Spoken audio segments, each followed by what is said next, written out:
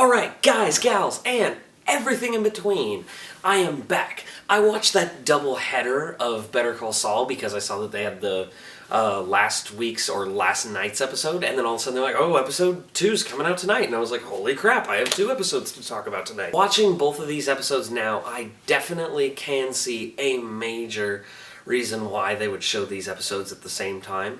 It's because, in all reality, this needed to be a 2-parter episode. So it makes sense they're premiering them at the same time. So Better Call Saul, it jumps straight in. We get to see what happened to the kids. They get smacked in the face with like a walker by Tuco, because Tuco's back and that's cool. Bam! And then we get this humorous segment. I'm not gonna lie, I was laughing pretty hard. Where his grandma is watching her soap operas, and she goes downstairs to see him cleaning up blood, and he's like, no, Mom, go upstairs. Please go upstairs. It's just a salsa stain. Oh, okay. We'll get the soda and stuff. And he's just sitting there, and he's doing his thing. And she keeps coming downstairs while he's trying to do his, like, mafia business, but he doesn't want to reveal it. It's so fantastic. It's so... I don't know, it's just, it fits so well. Because Saul is taken into the house, and he's trying to interrogate him with the gun, and the grandma's coming in, and he's hiding his gun because he doesn't want her to see it. And so then it just shows that the super tough crime guy is like, his grandma has no idea that he's doing all of this downstairs. It was hilarious to me. So going on from that, you know, they drag him out into the desert, and it's got the Breaking Bad feel. And I want to stray away from saying that because I don't want the show to have that stigma that it's the Breaking Bad show. But it does feel like it's straight out of Breaking Bad, where they're in the desert and they have that whole negotiation going on. Looks the same, feels the same. It's great. It fits for the universe. Trying to keep that at the door. And it's fantastic where they're negotiating. And this is where you really see Saul try and do as good a work as he can.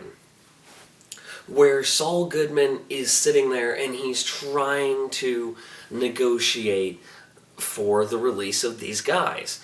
And he's basically saying, like, where they're like, oh, we're going to cut their head off. And he's like, no. Don't do that, because they have parents too. You care about your family, I care about, like, you know, we all care about our families, we don't need that. They're like, okay. So he finally negotiates them down to the point that they just break their legs. And you see Saul driving them to the hospital, and they're like, you're the worst lawyer ever. And I love that Saul just simply replies with, no, I negotiated you from an execution down to a broken leg. I'm the best lawyer ever. And I sat there and was like, that, yes, because they were going to kill him, and they were going to kill all of them, and Saul just used his words. Reminded me, in a more criminal way, of Doctor Who, because the Doctor will talk to people, and, you know, and he'll stop them with his words alone, at times. And Saul Goodman did that here, and I thought that was fantastic. Saul Goodman was able to talk down Tuco. And not even the Heisenberg really did that. I mean, the Heisenberg just scared the crap out of him with a massive explosion of awesome. But Saul just used his words. It's hard to tell. Like, it really wears on him. And he's at the bar, and he's getting sick, and he doesn't like it. And I like that. We're seeing a much more human Saul Goodman. Because in Breaking Bad, you saw him as like a third-party character kind of thing. He was there, he'd show up.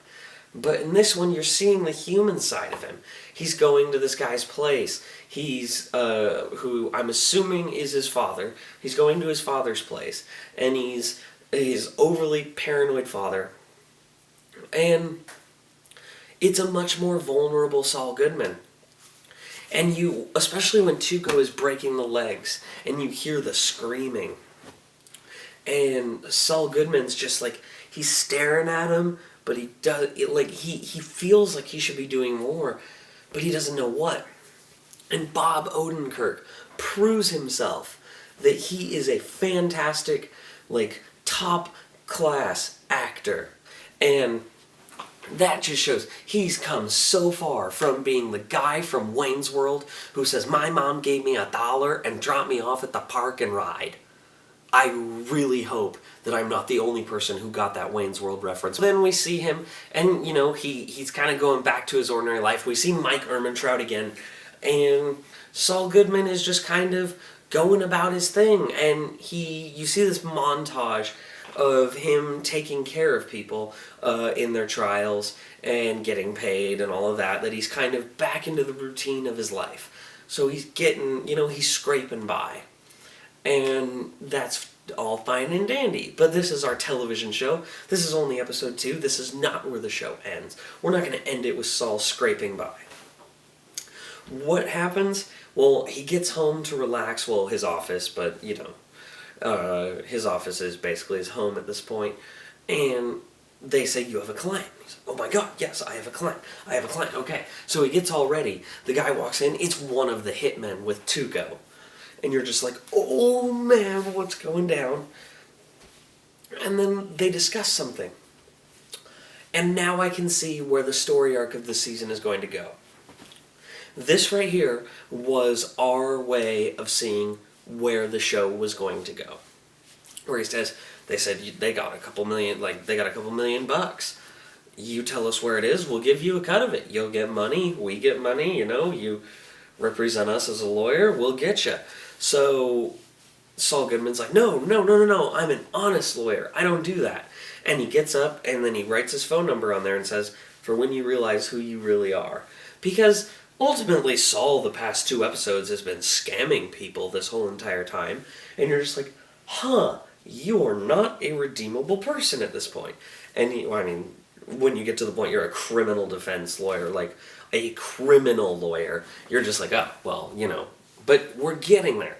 I now see the story arc of where this is going to go. It's intense. It's great. This episode just had as much punch as the other one. Better Call Saul is shaping up to be an incredible show. I like that we're going to see this sort of heist in a way. That this is where they're leading to. Is Tuco. Saul Goodman's going to work with Tuco. And we're going to see them build that relationship and they're going to get their money.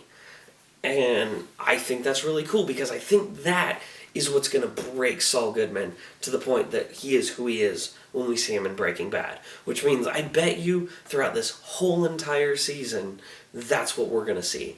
That's the important thing right there. Is that the matchbook with the name. Eventually something's got to cause him to change his name. They hinted at it in the episode. Like, you should really change the name. And he's like, no, I'm going to keep my name kind of thing. And I don't know, I feel like something in this episode, like going to get that money, is going to cause him to change his name. Because that Saul's down on his luck. He needs it. So he's going to go get it. And that's what I think this is going to. The whole season is going to be them building up to this point where they're going to get the money. Okay, guys, what did you think of episode 2? Do you think it held up? I'm going to review each episode, review/discuss, and more discussion than review.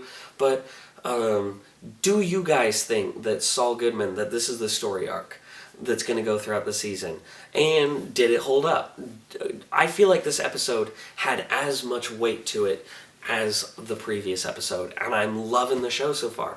I'm very happy with where Better Call Saul is going in terms of a trajectory of a show.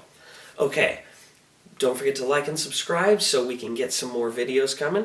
Got them as soon as possible when the next episode airs, obviously. And can't wait to see you there.